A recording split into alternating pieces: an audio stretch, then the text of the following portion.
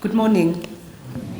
It's a real pleasure and delight to be here to have this conversation with you. I'm a member of IOD and I have attended IOD sessions actually at the Serena. It seems the Serena is your preferred provider over the years, and it's been very instructive for me because I come to this topic from a variety of experiences. Perhaps I should just share that for context.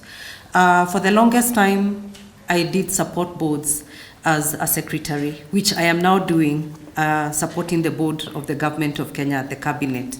Later on, I went into non-executive directorships, largely in public sector, universities, private sector and multinational, and served as a non-executive board member. Over time, I then chaired some boards and got that experience and exposure. And I like what you talk about, interrogating issues with candor.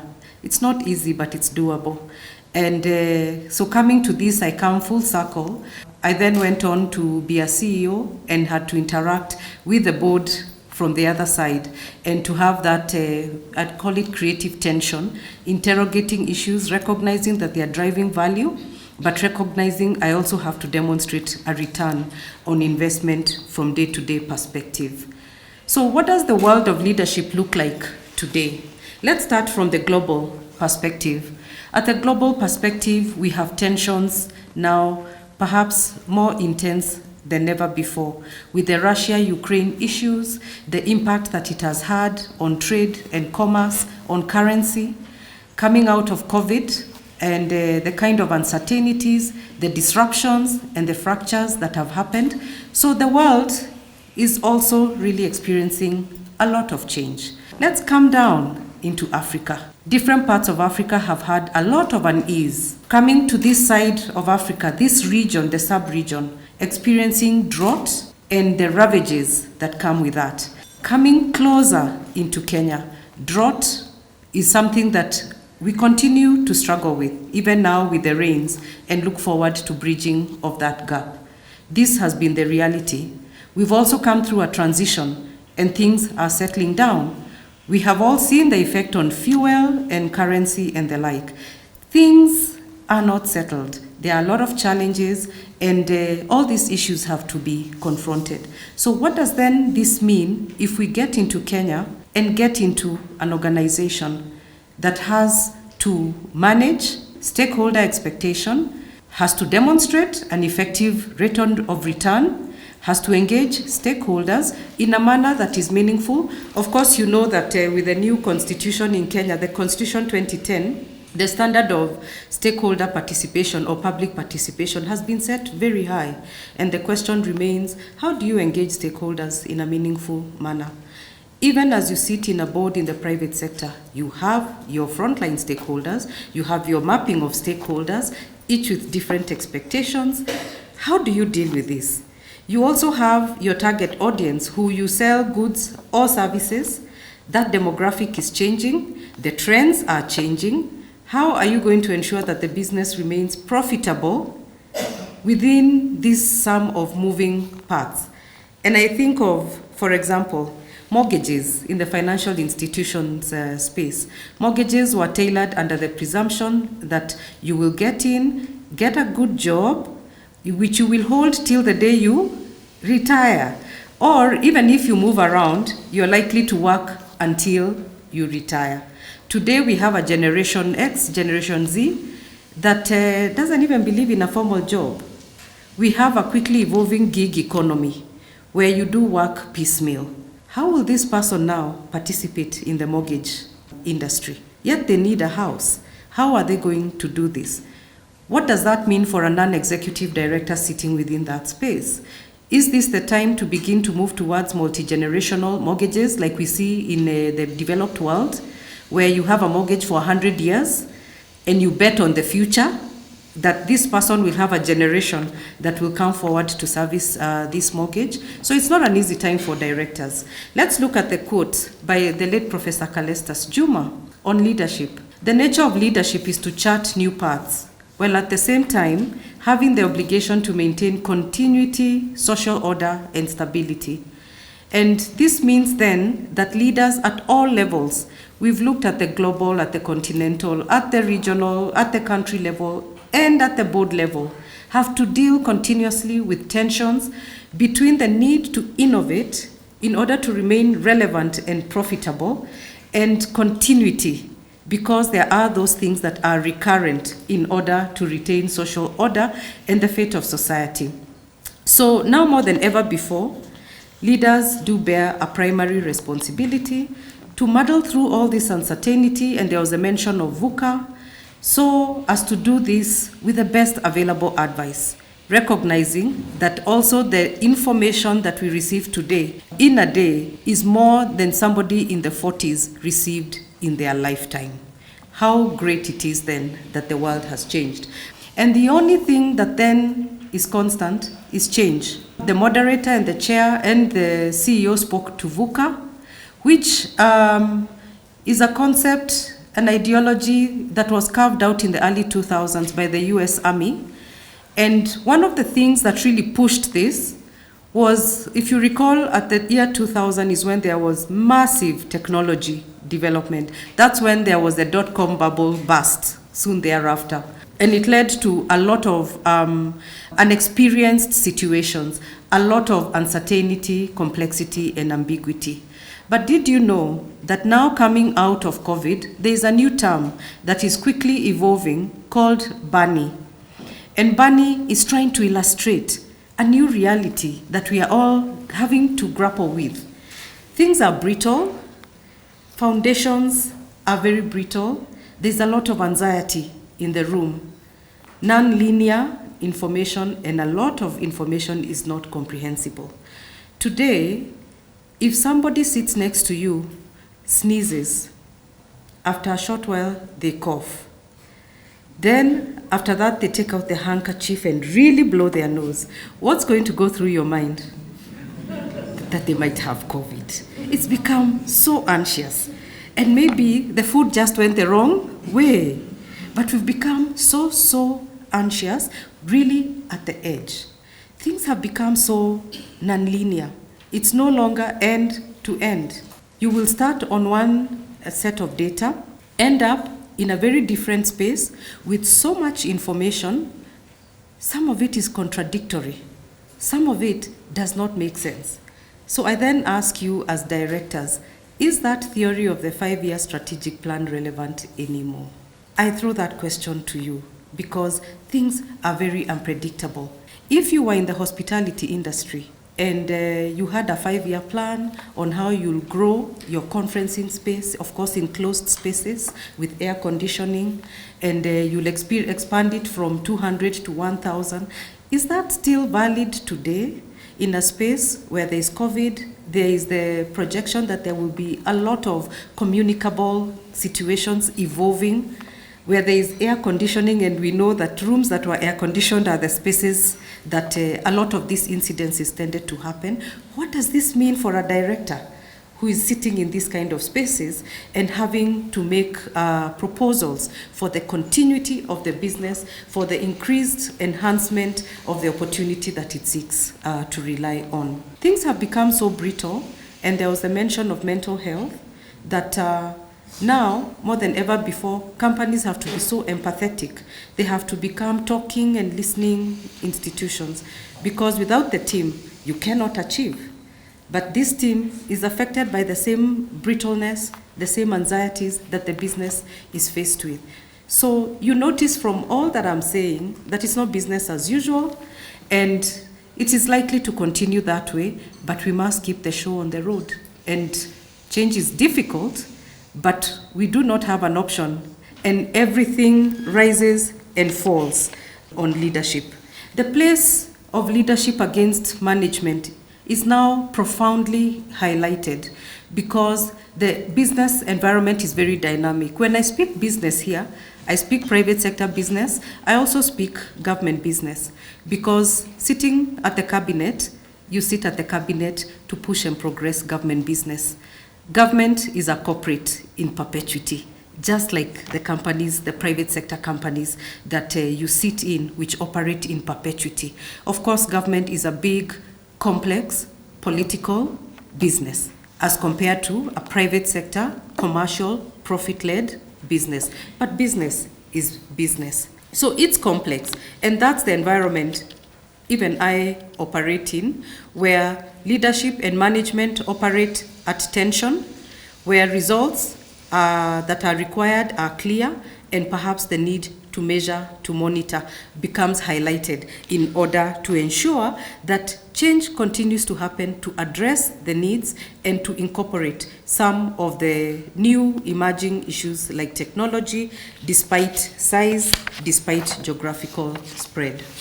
What does this mean for the leader in the 21st century? A couple of perspectives. Perhaps it's time to zoom in and zoom out. Before COVID, many of us had not used Zoom, or even if we had, we'd used it socially, or the Skype and the like. We had really used them socially, not for business. One of the proposals is the need to zoom in and zoom out. When you zoom in, you're able to look at something at a granular level. And as a leader, as a director, sitting in the board, you're able to zoom in and address certain priorities, because you don't zoom in on everything. You zoom in on certain issues and understand them at a granular level. And it's a good perspective because you're able to pick up the nuances, you're able to pick up the details. But should you stay there? No. You also need to zoom out because you're a director operating in the big picture of the business. And remaining in the zoomed in perspective, you're likely to lose and get lost inside that detail, and therefore unable to govern everything. So if I was to use an example, I would say if you work for Disney World, you might zoom in to see Mickey Mouse, but you have to zoom out and see all the other characters that make Disney World. So this sends different messages, different perspectives, and both perspectives are virtuous. Zooming in gives you detail. Zooming out gives you the strategic thrust and direction to see your business as an operator within the bigger universe that it operates on, so that when it comes to the strategic thrust, you're able then to discuss your strategy with a perspective on impact, ultimately. I am speaking on digital governance transformation and transforming to paperless institutions. So the fourth industrial revolution has perspectives, technology as issues, markets, people and partners, which is very key because this is the tract that you need to make the rest happen. There is a society, the environment and sustainability, rules and global partnerships because we operate within a bigger context. So looking at people and partners, it presents at layers. The macro, the contextual environment, what is happening out there, how should I participate, what does that mean for my business, what should I then be discussing at the board table, what are the priorities. At the meso, the transactional environment, which is coming in closer, and the micro, in my organization. What are the resources that I need to allocate? How will I do this? Will this be a one-time requirement? Is this a spread of resources? What are the skills that I need to have the staff have? What is the operating regulatory policy and regulatory environment that I need to adhere to? And what are the timelines? Because I would want to be found as a responsible institution at the end of it. And what might that suggest? Which takes me to then the issue of global leadership mindsets. Looking at technology, about 15, maybe 20 years ago, when the first phone came out on 2G, that phone was really for calling and then texting. And even when we were able to call, you realize that the shift was a shift from calling, we shifted from calling a place to calling a person. Because in the landline days, you called an office, you called a home. And when you called, you asked, is so-and-so there? Oh, ametoka sai. So they were not at the place that you were calling. Then enter mobile technology, and now you call a person. So even at the board level, moving from having a manual analog space, moving towards a space that is embedded with technology requires a global leadership mindset. Why? Because technology is fresh, Technology is ever changing. We moved from 2G to 3G. I just happen to have worked in the technology space, so I'll use this example. And if you remember in the early days, you would open a website and then you go away waiting for it to download. And it downloads, and if it has a lot of multimedia, it can even take an hour. And then after that, it was okay to watch something and it's freezing. It freezes. Today, if you are subjected to the same experience, do you have an appetite for it? No. Because today the speeds have increased, the clarity has increased, it has changed. Technology has entered all our lives. So I think we have no option but to be lifelong learners, to be adaptable, to be creative, and to be empathetic is so important because there's a lot of speaking, a lot of inquiring, a lot of dialogue back and forth, and the avoidance of a silo approach. So what if I'm a lawyer? So what if I'm an accountant? So what if I'm an economist? Even doctors require other skill sets to be able to perform on something. We now have to learn a little bit about everything to make the job work, to be able to perform, to solve problems, and to develop entrepreneurial capabilities, irregardless of whether you are in a profit business or a not-for-profit business or a regulatory business. I believe that all these kind of undertakings actually are businesses. Only the DNA of the business is different. Resources have shrunk, hence the call to extend and stretch the resources that are presented to you. So hence the need to develop entrepreneurial capabilities. And this obviously then really rests heavily on the shoulders of a director. I remember in the first time that I joined a board was a university board as an alternate to my director general then, maybe about 15 years ago. And I remember sitting in that board and listening to professors, listening to so many concepts that I used to almost write like I'm in class, because it was so new, so different, and was a beautiful foundation for the things that I have moved on later to do, including issues of digital governance. Boards have been manual for the longest in the private sector, in the public sector, in the county. There has been a lot of manualness. And some of the boards that really automate fast are multinational boards because of the push from their headquarters, the push from their partners. As you sit on the board today, whether you are a manual board or not, in your risk profile, is technology risk one of the risks that you measure? Because, my friend, if you're not measuring technology risk, it will visit you at the throat level. Because even if you're manual inside, the environment in which you're operating is no longer manual.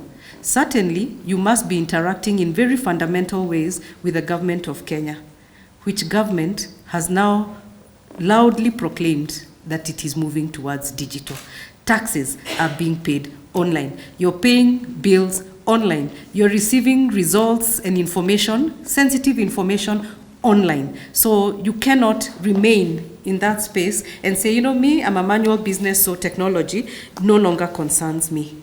The technology risk must be a risk that you look at various levels, certainly at the systems level, the security of your systems, because at the least, you must have a few computers and you must hold customer data. So there must be concern on the safety and the security of that business. Cybersecurity as you begin to interact outward. And some of your businesses, because of subsidiaries and other interactions, are even connected by API and are feeding in and out with other institutions. So technology must be a risk that you're having a constant conversation on. We now have data protection legislation, which affects all of us. So you're not exempt from it. What are you doing or trying to understand? And I like it when you sit at the board, because when you're a board member, you don't have to know everything. You need to know what questions to ask and who to ask. Then pull in the experts to come and support that conversation. ChatGPT, artificial intelligence, the Internet of Things, machine learning. What does this mean for the business that you're doing in terms of analyzing the data that you have, getting insight. Insight, it's no longer about information, insight that will then drive value for you in the various spaces that you are in. The vision is to make Kenya a middle-class society in every sense, and just tracking and seeing the path. You can see now I'm entering into the government space now. There's Vision 2030, which continues to underwrite a lot of the projects that are being handled by government. Some of them are being handled on PPP, which is a model that has been adopted heavily to deliver on some of government's obligations. So it touches on private sector as well. In the last administration, we had the Big Four. In this fifth administration, we have the bottom-up economic transformation agenda that is continuing to drive the priorities of this country. And one of those priorities, which is the subject of the conversation today, is the Kenya Digital Master Plan 2022 to 2032. So this is part of the ecosystem in which you run your businesses in Kenya today and in Africa, because the Digital Master Plan that was developed for Kenya in 2018 was borrowed for Africa in Smart Africa. So it is the master plan that is operating in the whole of Africa. And if your footprint for your business is within Africa, then once more, you're still within it. If you even have a global business, you know that digital transformation is really throbbing elsewhere. So this is the conceptual model for the Kenya Digital Master Plan. Now, those policy, legal, and regulatory frameworks are the business that I push in cabinet. This is where the cabinet comes in, because government is the greatest enabler for business. And this is therefore the need for interaction and participation to ensure that whatever policies and frameworks are passed at that level are enabling, are agile, are robust, they are responsive, they make sense, they embed and acknowledge the kind of business that you seek to do. The Digital Master Plan runs on 4 pillars. There is digital infrastructure, digital government services, which we will talk about a little more, and digital skills and digital business. But this is what the master plan looks like. And out of that are a lot of products and services that you enjoy as individuals and that you enjoy as the businesses in which you sit in as a director. And what's the whole purpose? What is the goal of this? This is to provide citizen delight, citizen experience by ensuring that all common government services from start to end can be accessed online. I am sure you all can relate to the experiences whereby somebody is following up a land transaction, they travel many hours, many kilometers, go to the lands office, only to find that the person who is handling the transaction or the lands registrar is not there. And because this transaction is so fundamental to their process or to estate succession issues or whatever, they get stranded, then introduces agency and corruption, because hata kama hayuko ninaweza kukusaidia, so let's do this, that, and the other. And there's a whole runaround which can go on for even for years, because of the lack of tracking, the lack of transparency, and the like. And this is an experience that is translated in so many areas. And the whole goal and the whole purpose is to recognize that the citizen sits at the center of government delivery services, and the experience of accessing those services should be easier. Recently, you have seen the new orientation of passports, where now people are able to get passports in a shorter period. I look forward to the time when I'll apply for a passport and I receive it in the post, because it's possible. It can be done. The move is to have paperless offices, so that way there's also integrity in following up the chain of execution of transactions, particularly the big transactions, which often are very prone to a lot of issues and queries and non-delivery of services later on. Of course, this is a very high ambition. You recall systems and infrastructure that was set up, I think, in 2014 in the past administration, and this has been revamped. And the whole goal and the understanding is that the journey of 1,000 miles begins with one step. one of the key priorities of the administration is digital transformation.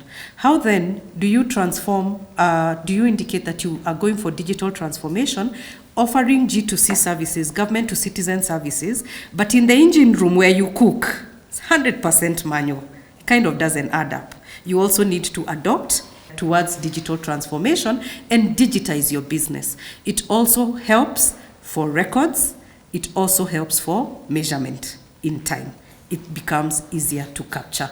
So I'm delighted to report that on 31st of January, when we held our first meeting, it was an e-cabinet meeting.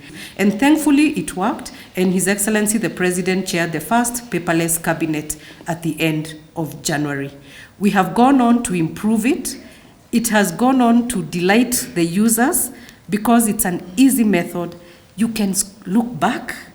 If we talk about an issue today, and you're wondering whether, haven't we discussed this issue, or what did we say about this issue when we discussed? In the old system, you needed to write to the cabinet office and ask, on this issue, could you please produce for us? I mean, it's just very cumbersome. But today, you look back and you go to the meeting, or you search and you go there and you find, through keywords, you can find what the decision that was made was. Of course, that then made us realize that there is space for a lot of continuous improvement, because in order to get that information online, it all must be signed by the principals. How do you do that when it's in the digital environment? It means you do it physically, have it signed, and then you take it online. It's inconvenient, but that is what we have been doing in the last part, and we are now moving to digital signatures. And the reason for moving to digital signatures was recognition of a couple of things. You find that a lot of businesses in Kenya are internationalized, whether it is within the bigger world or even within Africa, because Kenya is a hub in many respects. So they're already in some spaces using digital signatures. In other spaces, there's a lot of curiosity and hesitance to adopt the digital signatures. But this is a trend for a business that wants to grow beyond boundaries, a business that wants to grow internally and execute with efficiency. And on 30th of June, when the e-citizen portal is being launched, we will also be launching the digital signature for cabinet as a start. So mine is to challenge you as businesses that really consider the digital signature, so that if you're in Mombasa, businesses don't have to be DHL'd. Others are being DHL'd to Johannesburg. I mean, we've all had all these kind of experiences in order for you to physically affix or to use an electronic signature, which is not a very secure signature.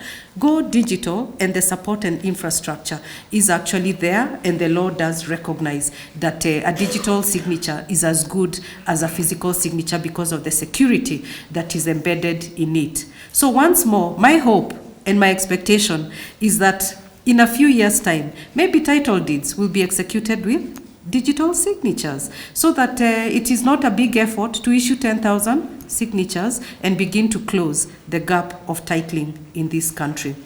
So, e-citizen portal is a single point of access for all government services in Kenya. It has been revamped, and over 5,000 services will be launched at the end of this month. The commitment under the manifesto, the Kenya Kwanza manifesto, was to launch 5,000 services, and so far they're slightly above 5,000. And this does not quite go into counties. The challenge and the possibility is that as we now go into counties and begin to build towards counties, the same should be replicated, because the government of Kenya in the current structure is the sum of the 47 counties and the various functions that happen. But what is the push? What is the thrust? What is the need for this whole conversation around digital transformation? It's all about transparency. These are the success factors. The people are your number one, because without the people, you do not have the hands and the feet, the minds to execute. Communication to the people that they would buy into digital transformation, that you would be able to propel into a business of today and a business that can seize the future, the processes that will need to be put in place, and to just put a rider. Do not automate processes as you have them now. The processes you have them now are serving you in the physical world, it doesn't follow that these processes will serve you in the automated or digitized space, and the technology that you will use. Why did you use this technology? Of course, if you're a multinational, you likely adopt the technology of your HQ and you ride with it. If you're not, why did you pick what you chose? Did you choose it because it is the most nimble, the most agile, the most stretchable? Did you choose it because it happened to be your neighbor or your friend? Why did you pick that kind of technology? Let me share some of the lessons that I have learned and we continue to learn. As far as people is concerned, we must work together, and the issue of change really comes to the fore. It really comes to the fore, and hence the need for continuous learning and development. I believe that even today, as we digitize, as we have done, in 2-3 years' time, it is possible that the systems will be dated. And it is possible that technologies will be available that can enable you extract more insight and learning, and hence the need for change. It's really a space of continuous change.